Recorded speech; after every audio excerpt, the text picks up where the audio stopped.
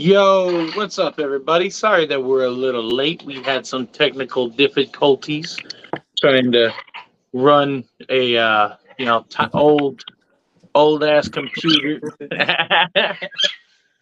uh, let's give quick before we jump into it. Let's give a quick shout out to the sponsors. We got the homie Fries Critters sponsoring our show today, as well as Zilla's Footwear. They make some awesome quality shoes, guys. Make sure to check them out. They got some beautiful shoes popping up there. I love a lot of the stuff they got on there, guys. I mean, great quality. They ship all over the world. I mean, anything over $120 order is free shipping. So definitely make sure to check them out. Link in bio. But without further ado, let's get into the interview with the homie 408. I'll let him introduce himself. What's up, y'all? I'm Drew with 408 Reptiles. I'm also the starter of Only Scales Club, if you guys know what that is. It's just a small little group of breeders up here in Northern Cali. But yeah. As the Northern Cali group, that's why I ain't get invited. I see how it is. I mean, it's not okay, guys. It's not just Northern Cali. Majority of us is Northern Cali, but we have one guy out from Canada.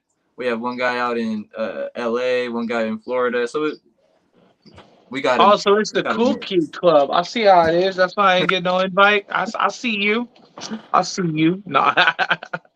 Don't worry, Darren. You'll be how to tell time. It ain't my fault, Eric. I was here on time. We was here, but we was having some technical difficulties trying to get his Windows 10 to run. No, I'm just kidding. I don't know shit about no computers. It was slow. That's all I know. Dude, for real, you were like moving in pixels. It was crazy. Like as if somebody tried taking a ton of pictures of you walking. That's what it looked like, bro. Like as you were moving across the screen, it was just still images. It was crazy. On mine, bro, it was just loading, just a loading ring, so I couldn't even see what was going on. Nice. Moon, Eric, what up, everybody? I appreciate you guys jumping in. So let's get into this whole thing here. So, what all do you work with? What I mainly work with is ball pythons and leopard geckos. That's where I invest a lot of my projects and time into is the ball pythons and leopard geckos. But I keep a bunch of different species. Like, I don't know if you can see, which way do I go? All these tanks right here, those are all dart frog tanks. I just started getting into some chameleons. I just picked up a trio. I'm raising up some pictonata iguanas, some bananas. So I have a few different species, but those are just like more of a pets. What I breed, what I take with me to shows are the ball pythons, leopard geckos, and I actually keep some carnivorous plants. Darian knows that. Yup, I got a bunch of them coming soon. I'm excited for those too. I really like the carnivorous plants. Bro, they're fun to have. Like people think they're boring, but they're so like fascinating, interesting just to watch them grow. The patterns, it's like the reptiles, bro. They grow, their pattern and colors they develop as they grow. They're cool. Now I was told with the carnivorous plants that sometimes they will die, like it'll look like they're dead. The leaves will go black, but then if you keep going with it, keep watering and stuff, a whole new set will grow from inside of that. So that's with like sundews and Venus flytraps. That's with the carnivorous plants that go dormant. So in wintertime they go dormant, so they basically die off from the leaves die off, but the roots underneath the ground are still alive. So like you were saying, it'll look like a dead plant, but it's still alive from the roots. So a lot of people will buy like a Venus flytrap. The plant will go dormant, and they'll think the plant died, and they'll just throw it away. But the plant's still alive, and they just toss the live plant. When all you gotta do is wait a few months. I think my wife's done that like 3 times. Probably, most likely, that's probably what it was. All you have to do is wait a few more months, keep it in water, and it'll grow leaves again. Yeah, I got one right now that she brought from because she works at Lowe's, and they got a whole bunch of pitcher plants and they got some Venus flytraps. Well, when we went back, the pitcher plants were gone, but there was the flytraps. So she took one of those, and it's not looking too good. Like things are starting to turn black on them. They're starting to go down, and I was like, maybe it's because it's a little chilly in here, or like what am I doing wrong? So I So was gonna hit you you want to up. keep them with direct sunlight, where keep them in an area where they get direct sunlight for like a few hours throughout the day. Like when I say direct, like sun beaming on them, so you can keep them Bet. outside even. Yeah, especially in Arizona, bro. You can keep them outside, and they'll be I was just about to fine. say, you know what? I was actually gonna move some stuff around by my window, so I'll set up like a whole big tank right there. Just set it up right in front of the glass. Yeah, bro, that'd be perfect. Yeah. There And we then go. Look, we learning things right now. Look at that. yeah, I keep mine in the windowsill. They get a lot of sunlight and they grow good. Oh yeah, you know what? I totally forgot to send Eric the code. I feel bad now. I don't think 'Cause Eric deserves the code. I know, Get man. I everything. don't know. I already got one bully in here. I don't know if I need two. Bro, I was just thinking about that earlier. I was like, bro, my account was deleted and I can't even remember the guy's name that got my account deleted. Oh, dude, I don't even remember his name. That's I how know it's. irrelevant he is, but Dude, that was nuts. You didn't even do nothing, and you got your account plan. I was so But I hurt. commend you on that, dude. Sorry about the parrot. I commend you on that. Like you legitimately got your account banned, and it wasn't even your fault. But instead of them giving it back to you, dude, can you not step up? Step up. Come on. Come on. Don't say no. Hey, no. Hey, is there anything else you want? Hold on. Bird wants to talk. No, she He wants was to yelling. fight He here. was yelling. He was yelling at the kids. He's like, "I'm out. I'm free." For those that don't know, I do apologize for the parrot. He is a rescue. We just got him today. Ow! What the fuck, bro? Really? Oh, you going back? No, No, you you're can go going back. back. No, I changed my mind. No, don't. What you want? You gonna fight? You over here bobbing his head and shit like you gonna fight me? Hold up. Yeah, I saw somebody's comment that said they need rainwater. They don't. It's not exactly that they need rainwater. They just need low. They need either distilled water or rainwater or RO water. Because if you use tap water, it's just too high of chemicals and stuff that'll kill your plants. Bro, that may have been my issue. Yeah, you can't use tap water, bro. You're gonna kill them. My wife lied to me. You gotta use rainwater, distilled water, or RO. Bro, I will go buy like 6 gallons of distilled water. That's what I do. This woman lied to me. She's like, I got a green thumb. I know what I'm doing. You're killing my plants. That's what you're doing, woman. Damn. I hope she's watching right now. Yeah, Giving me tap bad water will advice. kill them Never so knew that I fast. learned something new. I know, right? We're learning new things. That's why I like doing these interviews. I love learning new things, especially about carnivorous plants, because I'm like really getting into those. And guys, I'm no expert on carnivorous plants. Okay, my boy Kevin, he's the one that put me onto the carnivorous plants, and he taught me everything I know. And I've only been keeping them for like a year, so. But in that year, they like just keeping them. They get you so hooked, you want to keep buying more and keep learning more.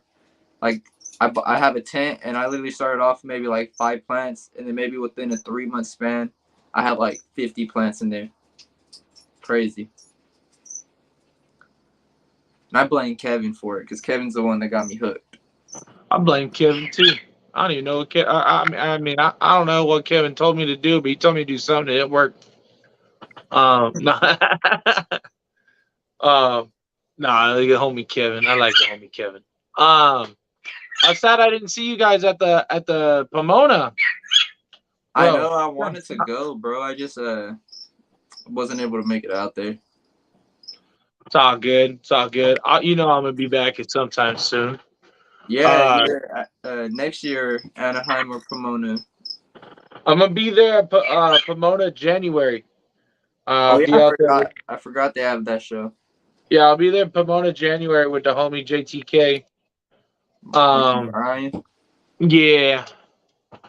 Yeah, he wanted us to come out. I was like, done. So I'll be there. Um, so what is your favorite reptile that you keep over there? Oh, there's a few of them. Recently I've been getting actually a lot of like my dream like reptiles, a lot of reptiles that I've been wanting for years that now I'm finally being able to afford and find breeders that sell them. Like those two, I have two banana pictonatas that I was talking about that I'm raising up right now. I'm really hyped. Those are like one of my favorites. Probably top three reptiles I keep right now are my banana pictonatas, my Mexican beaded lizard, and the dart frogs for sure. I like that beaded dude. That dude can turn on a dime. Oh, bro, yeah. Like everybody asks, is he slow? Does he move sluggish? Like most of the time, yeah. But once he wants to, he'll turn around hella fast, like an alligator, bro, like a crocodile. That's what he looks like to me. I He don't saw play what either when it comes to food. He just like bites that thing, holds on, just like envenomates it, and then he wants to eat it. I like how I saw the video with Diamond Reptile. He came over and he was you guys brought him out, and all you did was barely touch his tail, and that dude whipped around quicker than hell. Yeah, he don't like to be handled. I mean, I try to work with him, but he don't want to work with me.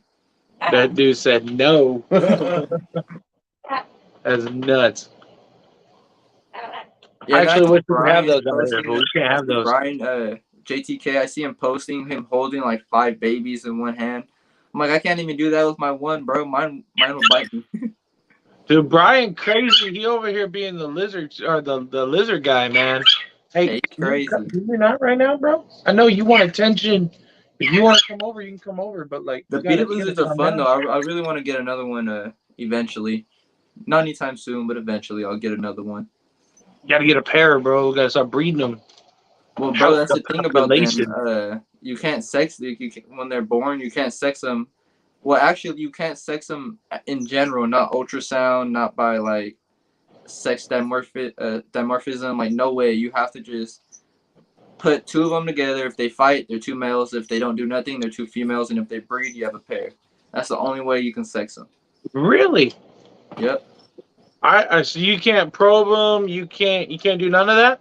No, I mean, some people say like you can count the bands depending on the locality and the species of beaded lizard. You can count the bands on the tail, and that will tell you like if there's 5 bands, that's a male. If there's 6, there's a female. But Steve Angeli, the main guy that I know who for breeding beaded lizards, and also the one who I got mine from, he says like that's sort of a myth. Don't really believe that. So I just believe what he says. Makes sense. Makes sense. I mean, it's just like with the Crotos Atrox.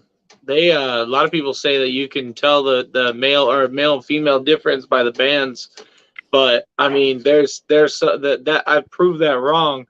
All the times we go herping, I'm like, I can clearly see that's a male, Right. and we actually sexed one out there. I grabbed it and I sexed it by popping it, and dude, it was a male, but it had what they said was female bands. So I was like, how did this work out then? No. Yeah, bro, that's the thing with reptiles. Like they're gonna be, like vary so much. Like we only know so much, bro, about what they're gonna look like, especially in the wild. They're gonna be so different. Right. Like no two are gonna be exactly the same. Right. Oh no, for sure, man. Um, I think it's pretty cool. You're starting to move into a little more of venomous things. I think that's dope. I like venomous, so you guys know that. Yeah, I want to get more into the venomous. I be seeing you on live with I don't know his actual name, but Venom HQ. Oh, Quentin. Yeah, he's very knowledgeable. I like listening to what you guys talk about when you guys are on live and talking Venom. Yeah, it's a lot of fun actually. It's actually one of the like main things I enjoy doing is sitting on live with a few people with or talking venomous. It's pretty cool, bouncing like different species off of each other type thing. Like, you know, it's cool because Quentin works with cobras for the most part. And then, you know, like I work with rattlers. So I work with crotalus species or crotalus. Everybody says it different. I like saying crotalus, but everybody kept telling me it's crotalus. Crotalus. Google says it's I would say crotalus. Crotalus. That sounds more funnier. It does sound funny. I don't know. I like crotalus, but Google says crotalus, but then again, Google also called my street a funny name too. So I don't know if I can really trust Google. Yeah, I wish um, see, that's the thing. You guys can own Cali. We can't own like we're so limited to what we can own that's venomous. so we can only own You guys are pretty limited what's too. native. Yeah, we can only own native species, But and we your can native only own. species range is so much bigger than what we have in Cali. Oh, for sure. We have 14 rattlesnake species or venomous species in Arizona, and that's not including any of the. No, I wouldn't say invasive, but like because of all the fires and stuff off of our borders, a lot of venomous that isn't actually found in Arizona, but in neighboring states have actually crossed in and started The fires breeding and push them in. reproducing out here. So, like, I know a dude that has found at least 19 species of rattlesnakes in Arizona, and we're only supposed to have like 13, 14, I think. Damn. So it's nuts. From Yeah. where, like getting pushed up from Mexico or where? Like Mexico, there's like the corner or a couple corners of like Texas. Just a few. There's a few different places. Even when you guys had that big fire over there from that gender reveal gone wrong. Yeah, I Um, remember that. fucking turd. Oh god, I like making that a joke, even though it's so bad.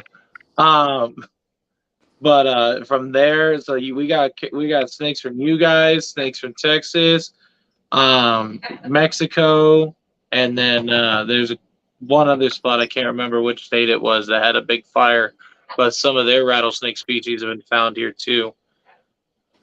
But it's been nuts. But like here, like I got Aatrox, Sidewinders, Mojave Greens, and that's all I have personally. I want to find some Arizona Blacks and some blue speckled. That's my goal, but we'll see That'd be what dope. happens Some with blue that. speckles. That'd be dope. Yeah, they're like a whitish blue hue, with the cool speckles going through them. Can you guys I field think collect those, or are those protected? no, so we are allowed to field collect those. They're not protected. The ones that are protected are the twin spot and there's quite a few. I can't remember exactly off the top of my head for some reason. I'm drawing a blank. I just know the twin spot is a no-no if you ever find it. Which most of the stuff that's protected, it's you got like a 1 in a million chance that you're actually gonna find it. Right, it's That's protected for a reason. It's like not so yeah, many. yeah. And most of the time, if you do find them, you're on like a reserve or something. So like that's the only way you're gonna find them. So how did you get into this hobby? I got into the hobby when I was actually like really young, like from the age of 6 up. My grandma started taking me to reptile shows, like here in San Jose where I live. We have a reptile expo every year, and my grandma started taking me when I was about 6, and every year I would just see these animals, see all these reptiles, and be so fascinated. And I would always want one, but uh, my grandmother didn't think I had the responsibility to keep one and like, properly care for one. So eventually, when I was like 9, I got my first animal, which was a Pac-Man frog. I started keeping amphibians first, which I bought from the San Jose Reptile Expo. I don't know the breeder exactly, But I started keeping Pac-Man frogs. I had a bunch of those. I had a couple other kind of frogs, like back in the day when you can find five-belly toads at like Petco for like $5. I had like a 20-gallon tank. What happened to those?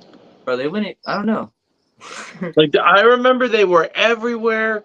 People were dropping them off on me because they like you're the frog guy, and then like all of a sudden firebelly toads were gone, and then everybody wanted them all of a sudden. And now Like if you can find them, they're super expensive. yeah, that's it. Like I don't understand what happened. It threw me off. Like the market for those went for like giving them away to like Petco selling them for like $5-10 to now they don't even carry them, and if you do find them they're like $30-40. Right. It's freaking Like nuts. nobody in the US has them. Like hardly Yeah. anybody in the US. Yeah, it was weird. Like I remember they were everywhere, and now that's like everybody. Like, there's lists of people that want them. Yeah, it's Freaking crazy. It insane. makes me want to almost search for a couple of them just to have them. I know, for real.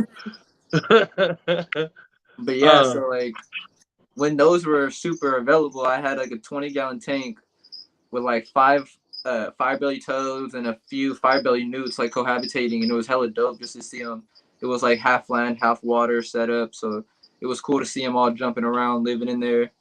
But I was keeping a bunch of frogs, and finally, I got a reptile. I started keeping a bunch of anoles in like a big 40-gallon tank. I had a bunch of anoles and long-tailed lizards all cohabitating, and then I was just like everything that I was seeing on YouTube videos. That's what it was like. I want to get that reptile next. So I started. You're back in the day when you're getting into the hobby, you want to get everything of every species. So that's what I was doing. I had frogs, I had lizards, I had a bunch of different types of lizards. I was actually afraid of snakes when I was first getting into the hobby. I had no snakes. I did not want nothing to do with snakes.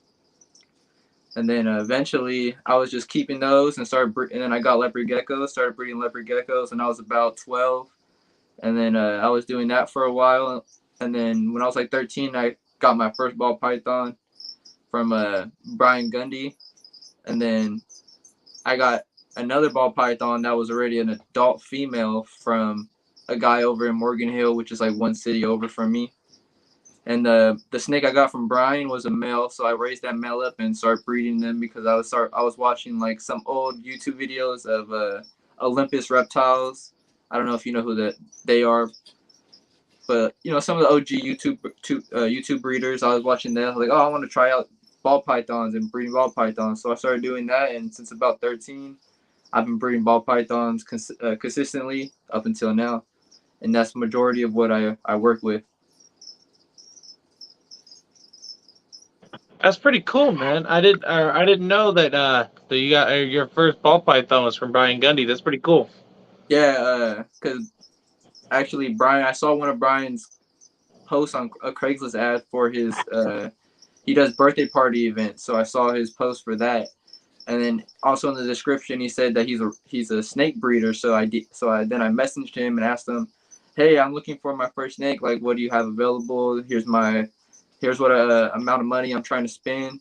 And then yeah, it was like a super pastel het pie maybe or something like that. I can't remember. Yeah, it was That's like pretty dope, man. I didn't know that. That's actually really cool. Hold on, I neglected the comments for a minute, so that's my bad, guys. I appreciate you, Geeky Geckos. That's the Hey, homie. what's up, Geeky Geckos? That's the homie, man. If anybody needs a hookup on some awesome geckos, that's the dude to hit up. Or myself, because I've got a ton of them right now. I need him to send me one of those pure Black Knight females. Dude, I'm trying to get some from him right now. He's got Black Knights. So I was like, I want them. Yeah, his Black Knight. He has got really nice quality Black Knight. I see. I be peeping what he works with. Yeah, he's got a ton of stuff, and then right now we've got geckos for sale, various stuff, and all them red high white tegus. When you got those pectinatas, when you gonna move on them tegus, bro? Bro, I was thinking about it, and because I was actually talking with somebody that lives out here in Cali that breeds his tegus outside. Like he doesn't. Yeah. You're year round. He keeps them outside. Yeah, a lot of people have been doing that. I've been hearing that some parts of Cali, as long as you're not like on the like close to the water, you're good. That your temperature stays fairly consistent and it doesn't like dramatically change every day. But see, I'm in the Bay Area, bro. We're right near the water. Does your temperature like fluctuate like every day? Not every day. Like, Is it like fairly consistent? yeah, it's pretty consistent. You should Maybe be during alright then. maybe during the winter we'll get like some pretty cold nights, but not too low. Like, What made you want to get a parrot? So I actually already own a parrot. So I have an African gray. Now Izzy is very quiet. You guys don't really see her often because she's a homebody. She don't like leaving her cage. Now she doesn't mean that she's never out of it. It's just she likes to hang out on top. She's got a big mansion cage. Like I could fit my fat butt up inside there and still got some room. So she's got a freaking cage for two type thing. And I got her as a rescue. When I got her, she was completely bald. She was so stressed out in her old home that she completely ripped out all her feathers. So I was surprised that she even, was alive. So we took her in, and she's now starting to get her feathers. She's looking fantastic, starting to look back like an African gray. But she doesn't like coming in here because everybody kind of upsets her. She's afraid something's going to eat her, which makes sense because the last person that had her, I'm assuming their snakes were kind of out and about and causing her a lot of stress. So I don't ever bring her in here. So that's why not a lot of people have seen her. Now this bird, this one's a Severn macaw. Severn macaw, or you also may know it as a chestnut. He was a rescue about 15, 16 years ago from my wife. Now her mother took over and was taking care of it for the past 15 years. She's got us a lot of health issues going on right now and doesn't have a lot of time for this bird, and he's been living in his cage. He never got let out, wasn't really worked with.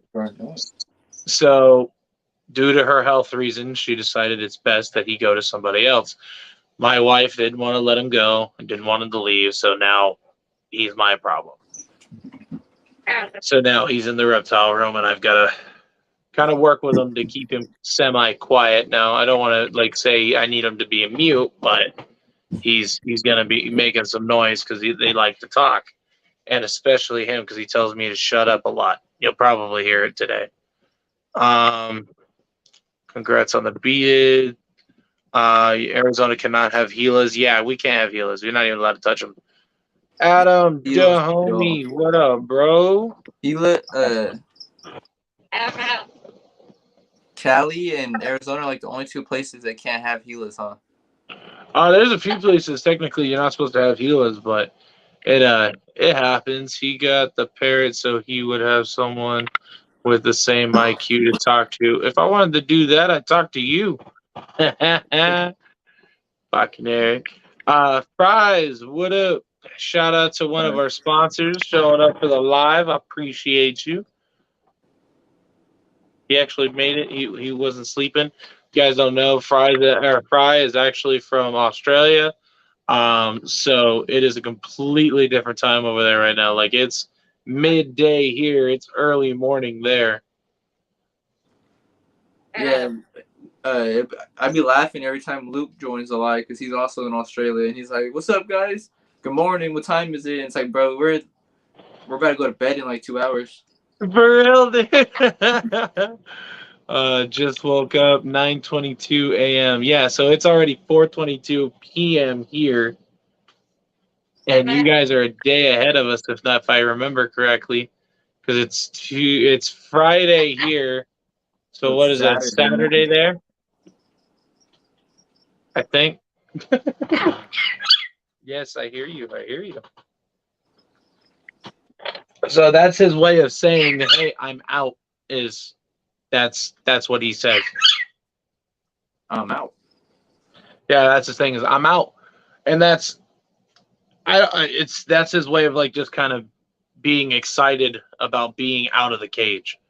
like I said, he's been in this cage for like 15 years, dude. I feel bad for him, but I've only known this bird for 6, and I just started working with him because he was originally abused by a guy. Like, dude used to like hit him and throw things at him and stuff.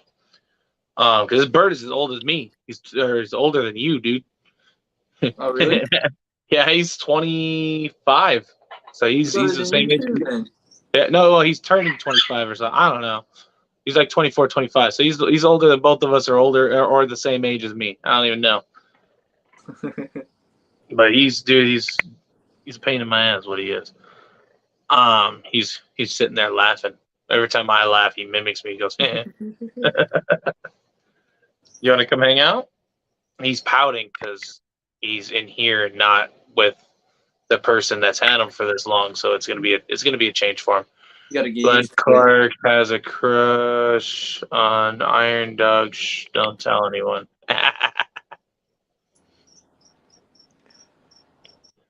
Friggin' MKR. Oh yeah, you don't get comments. So yeah, I'll put them up for the screen for you. I know, I was clicking them. Oh, okay, cool. All right, so let's go to our next question.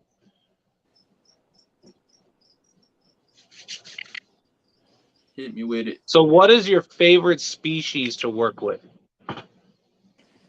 My favorite species to work with, recently I've been to Pictonata iguanas. Like, even as babies, they're just so intelligent. Like, they're so aware of what's going on. They know when it's feeding time.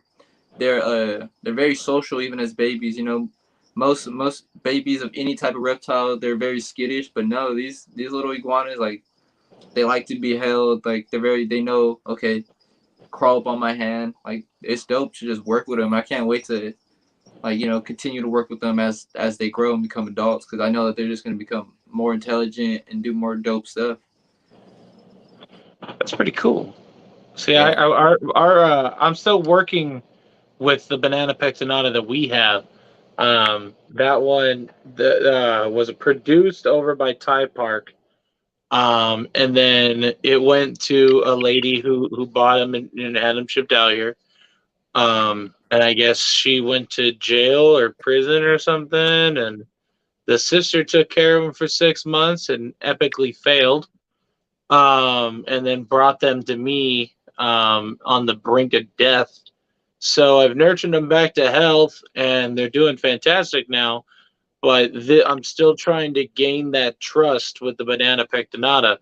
I've got it eating out of my hand, but it's just trying to like touch it. It's still iffy on me. So we're still slowly working with it. It is an older iguana. It's not like, I'd say juvenile to almost adult. It's about like a month old, 2 months old. So like, that's why I got them. That's why I wanted to get such small ones, for that I don't have to deal with that issue. So I can socialize them from as young as possible and let them know, you know, they're safe or with you. Right. No, I mean, that makes sense. That's say if it was my ideal species to really work with, I would have done about the same thing. But just having them dropped off on me, I'm like, I just got to do what I got to do. Originally, I was gonna sell him, and I had him up for sale after he was really rehabilitated. He was, you know, now he's nice and chunky and fat, and he's ready to go. Just need somebody to work with him. But I ended up deciding to keep him, and now I've gotten him out of my hand. So hopefully soon I'll be able to just pick him up like I do the rhinoceros iguana. Yeah, it's a slow process, bro. You know, especially at that age, you gotta just build that trust, like you're saying. Eventually, she'll realize and be like, "All right, he's cool." She's come a long way. Like, she wouldn't even eat when I was in the room. I'd have to put food in there and then leave. It just it wouldn't eat unless I was out of the room. And then like it was always constantly hiding and like on guard. And then now when I come in here, she's out in the morning. She sees me and I see her, and you know, so we're kind of just like, we keep an eye on each other. And then when I go and I feed her, she'll eat out of my hand now. And today she let me pet her. And then she realized that I was touching her, and then she got angry. I mean, it's slow. It's a process, bro. Little by little. Sure. For sure. Just gotta build those little strands of trust. Right. But what's a banana? It's a banana pectinata. It's a Mexican spiny tail iguana. Um, Go watch but my Go watch my most recent YouTube video, guys. If you don't know what a banana pictonata is, I just literally this morning I posted a video of me unboxing my most recent banana pictonata, and I showed off what they look like as babies, and then I showed off what they look like as adults, so you get the comparison. that's dope. Look, my boy already putting out the selfless plug. No, I'm just kidding. I have to. I have to. Nah, you good. You good. I'll bill you later. No, I'm just kidding. Nah. So what is your favorite morph to like out of anything? What like sticks out to you in any species? Well, this also continues kind of off your previous question. Another species that's got one of my favorites is the ball pythons, just because of the genetics. I love like mixing this and that and creating this. Like that's where I find my most like fun is like playing God in a sort of way and making a crazy combo. So ball Right. python, another one up there for me. So when you say morph, like what's my favorite morph? It's gonna be clown off top because I just love the way clown looks. Almost in any combo, clown goes well with any combo, and it's mainly what I want to produce right now is clown. So I gotta say, clown's my favorite.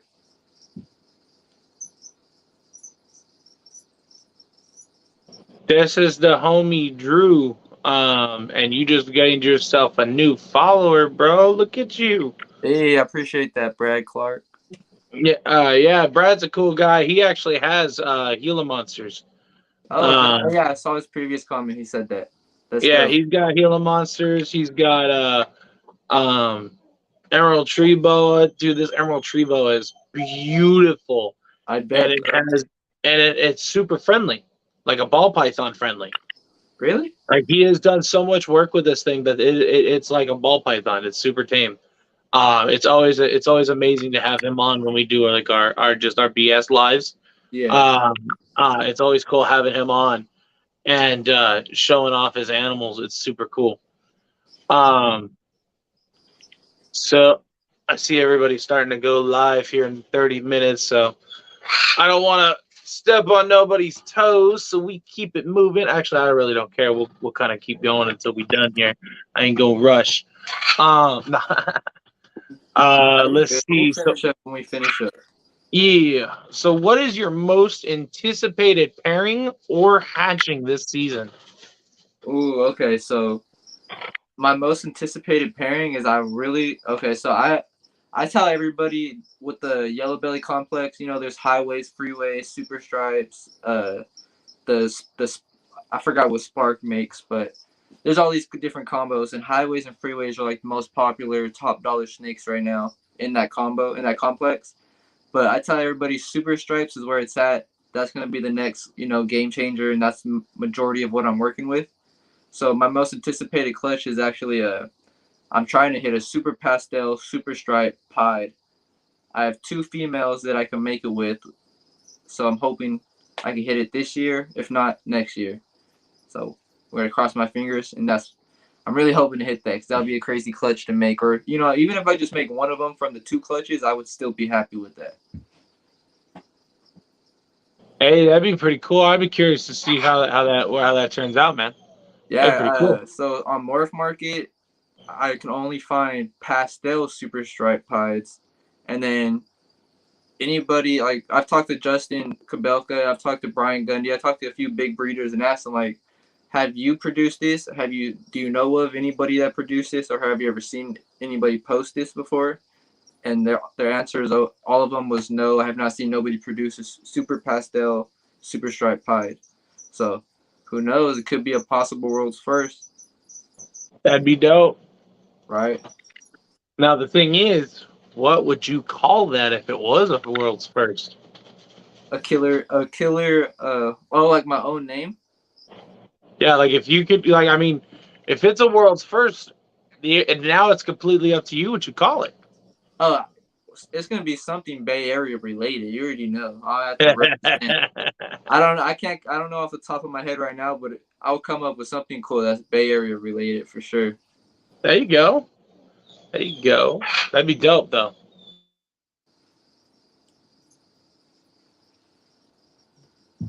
Yeah, I got a few other clutches that are really that are kind of cool. Like I got a leopard double head hypo clown that I'm pairing up to a fire head clown, so can make some cool clown combos in there. Right on. I just had a clutch laid on the 1st of this month. Big old clutch, 14 eggs, 1 slug, 13 good eggs, and that It's a was nice clutch. a huge clutch, bro. Actually, it's my biggest clutch I've ever had laid, so I was really happy with that. The pairing for that was a Huffman het hypo to a black pewter female, so I can make some cool dark combos. Pretty much all black snake, really, if I get hit the right genetics in that combo.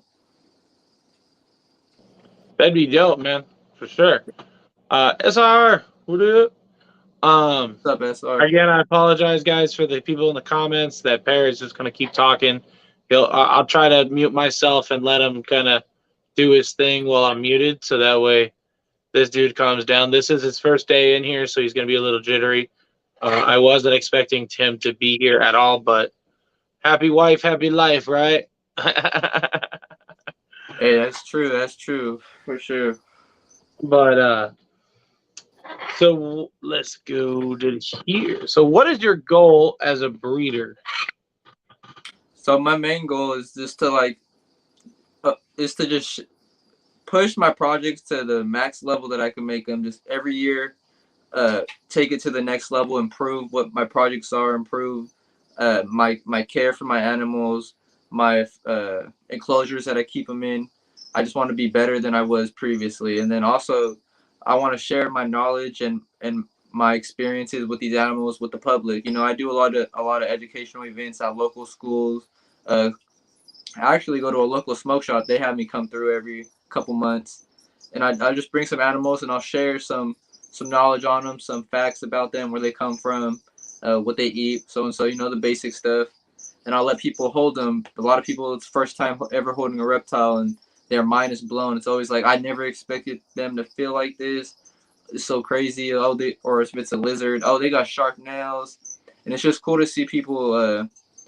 You know, mind completely changed from what they thought a reptile is to what it really is. And, you know, that's my main, like, that's what I really enjoy with keeping these reptiles is, you know, getting people's interest and love to grow for these animals. I like it, bro. That's why we do the educational shows, man. Like, it's always really cool doing that. And then when you do educational shows, you always get those people that like really like animals, and then you see the ones like right off the rip is, oh hey, you know, good snake's a dead snake, or like I'm afraid of snakes. It's them people. So like what I like doing is I start off with a small snake or like the smallest animals I bring, Right. and then you know it starts intriguing them, you know, and then we start working our way up to like the middle sized snakes and stuff, Right. Get all them the a way little up more to comfortable, work the way up. yeah, and then like by the end of the show, dude, I've got the people that are scared of them. Hold on, let me mute up real quick. No Somebody just worries. walked in the door and that dude mad as hell. Read a comment real quick.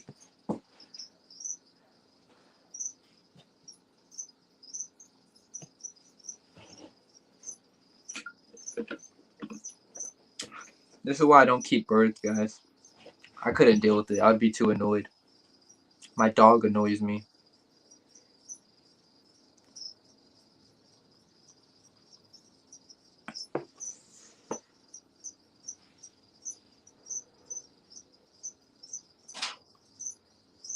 I got chameleons right now eating, and they're just smacking crickets off the screen cage.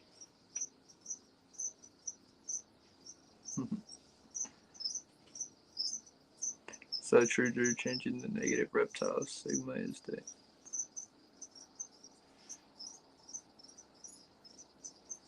Yeah, exactly, SR. Exactly, bro.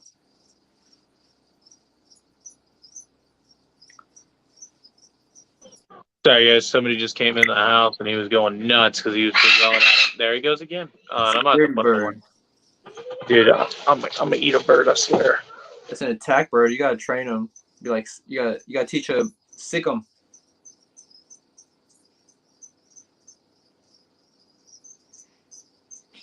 Yeah, I would not want to take a bite from a bird either, guys. That shit would hurt.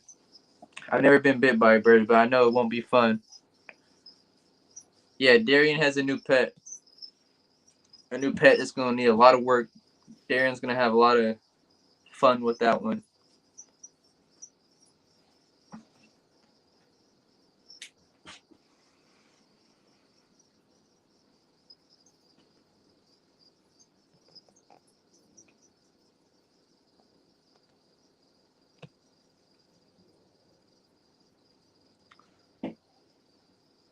Well, shoot, while Darian's muted, I'm gonna self-plug myself. If you guys aren't following me on Instagram already, go follow me at 408.reptiles and subscribe to my YouTube. And I just started TikTok.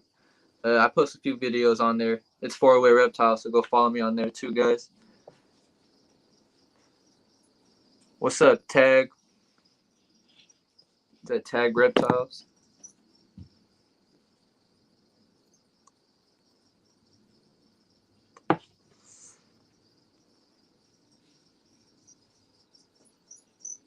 I've been bit by dogs, cats, snakes, and birds. Birds are the worst for sure. Bro, I imagine birds are the worst with those damn beaks. They're just razor sharp beaks, just ready to take a chunk out of your skin. I've never been bit by a cat. I'm not a cat guy. I don't have cats around me. What's up, Darren? You got that bird under control? Got a muzzle on that thing?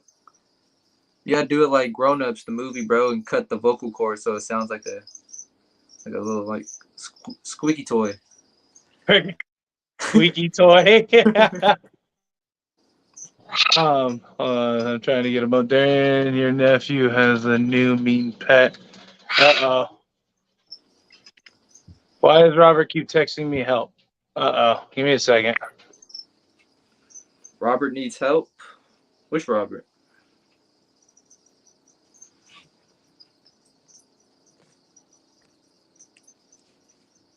Darian's helping his homie right now, and then Darian's helping the bird.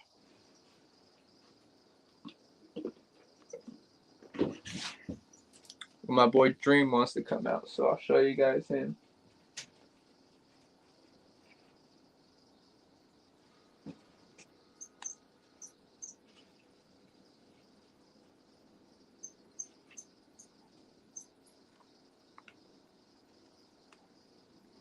It's my boy Dream,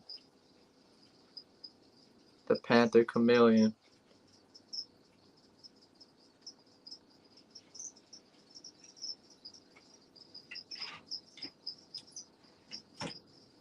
How am I the only person in the live now? It's my life, guys. I took over Darian's YouTube.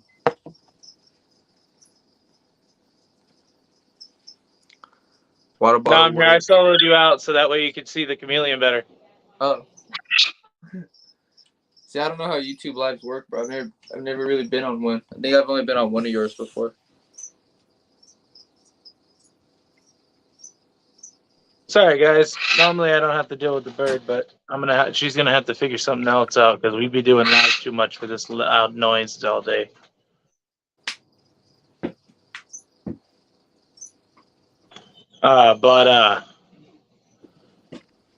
Let me see. So if you had the chance / all permits, experience needed to own one or a pair of any reptile, what would it be and why? If I could own, and if I had the space, I would definitely own some gators for sure.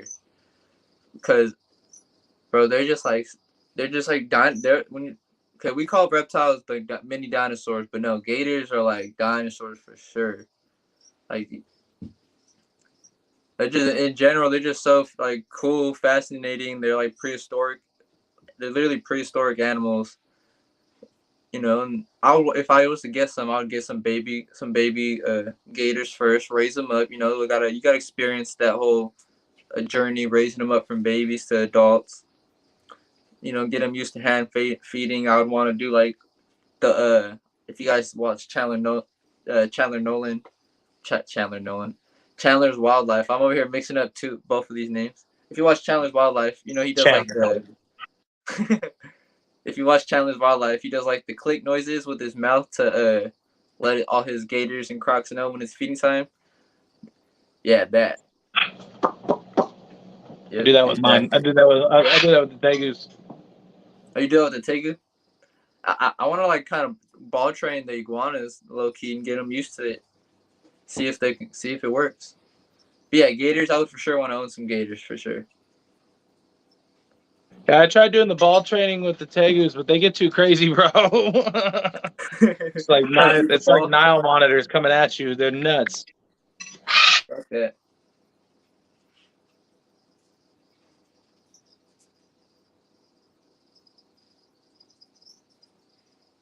I wouldn't mind owning some cobras. What kind of gators and cobras you trying to work with, bro? There's like thousands of species. No. But I don't even know, bro. That's what I'm saying. I don't even look. I can't even. There's like no point for me to even look that deep into what species and what I would want to get because I can't get none of it. That sucks, man. I'm trying to get our permits to be able to do that stuff. But American alligator. Let that thing get like 10 feet big. Just let it grow as big as it gets. I don't know, like a monocle cobra or something, and what are the white ones called? The all white ones? you're either talking leucistic or albino, and that would be a monocle. Monocle, that's what it meant. So a leucistic, whichever one Tyler Nolan has, the all white one. I think his is an albino. I don't remember. I don't know. I know there's a few that a lot of people have. So the all white one that Nerd had, that was an albino king cobra, right? Okay. Yeah, that was like one of the only kings that was a either albino or leucistic. I think it was a leucistic. I think it was leucistic, yeah, or something like that.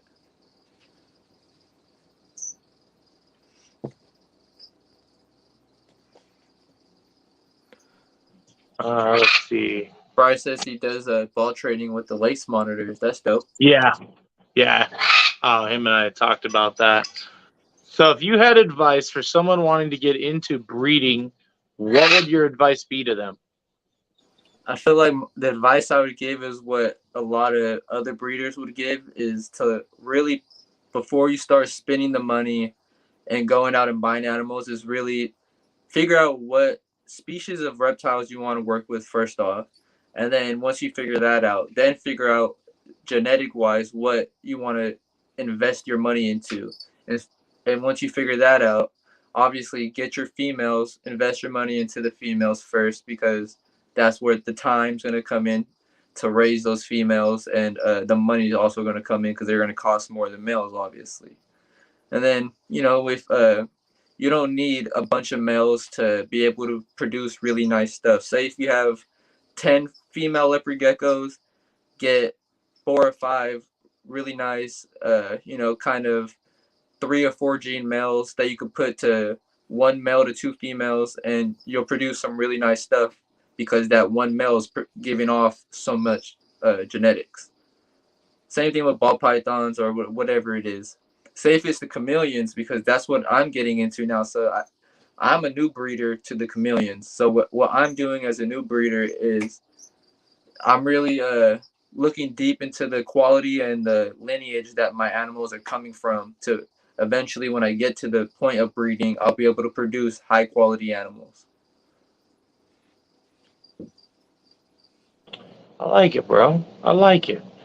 The reason I like asking this question is, a lot of people, when I ask this question, it's not like it's advice that, like, when they're giving that advice, they subconsciously are literally taught as if they were talking to their past selves, giving advice to them past selves. That's literally how I look at it, bro. Because like I was saying, don't go out and buy a bunch of different animals and know what genetics you want to work with, because like I was saying in the beginning of the life, when I first got into this, I was buying a bunch of different animals, not looking at the genetics and the quality of the animal, more of just like, oh, that's a cheap animal, I will buy it now. Like, why not? But then it came to the point where I had a bunch of different animals. I'm spending all this money to feed all these different animals, but I'm not getting any type of return from the animals. Not to say that, that it's about making a return, but from a breeding standpoint, you want to make a certain amount to make back, so that you're kind of breaking even for your pockets don't hurt so bad, because a No, lot of people do go broke on a breeding. business aspect. I get it. I get it 100%. Right, As a business standpoint, you need to be able to. You really want them to take care of themselves. Help put that money back in your pocket that you're putting into them. I mean, right, I get it for sure. yeah. And it's not gonna do that right off the bat, right when you start off either. Don't expect to just pair these animals up and then make hundreds of dollars or thousands of dollars and be able to make a big return off the breeding right away. It takes time. You got to invest that money into rack systems. I started off all with homemade racks. I was breeding in homemade racks, and then with the money that I was making from the animals that I was breeding in these homemade racks, I invested that to upgrade my racks to professional made racks. And I continue to do that every year. Every time I bred animals and sold them, I would just hold the money back and put that money towards the animals. I was trying to let the animals pay for themselves, just like Darian was saying.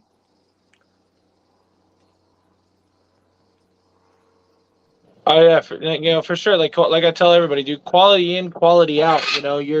You get back what you're investing into. So if you're investing in low quality animals, you're going to produce low quality, reptiles. 100%.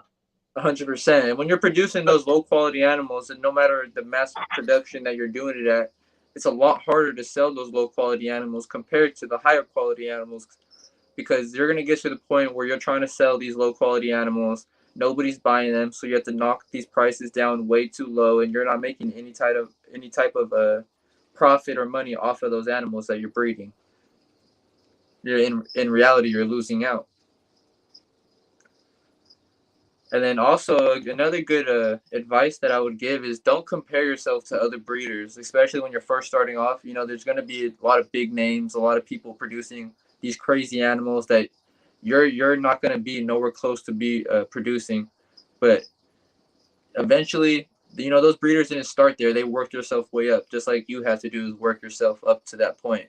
And then with the animals that you're choosing to buy, don't choose off of what the most popular genetics to work with. Don't choose what everybody is breeding.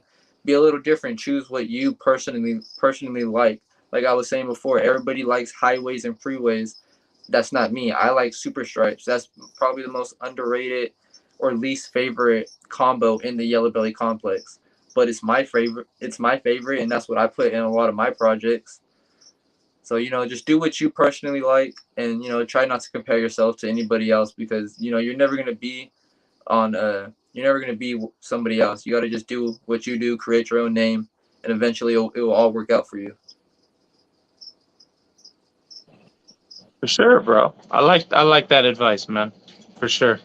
And I like asking that question because there's people that are gonna watch this, they'll look back at it and listen to the advice, and hopefully it'll help future people trying to get into the hobby and want to breed like we're doing. I do apologize for the bird. He's gonna have to move. He's gonna be Thanksgiving. But yeah, like you were saying, like how you said it sounds like we're giving advice to our past self, because it totally is. When I was getting into it and first producing animals, I was totally comparing myself to other breeders and other people that were producing animals. Like, oh, they're selling out way faster than I am. Why am I not selling out? But then again, I never thought I would be at the point where I'm at now, where I have people wanting to buy my animals before they hatch. I never thought I'd be able to vend shows or have 6,000 followers on Instagram. So it's just all, just in time, it will all work out for you, and good things will come. For sure, bro. Hey, I don't mean to cut this whole live short, and I hate to have to do this, but due to this dude going nuts, and I know you got a short time limit because I know you got to go to hang out with the family and the baby. Yeah. I know you guys got that appointment later today.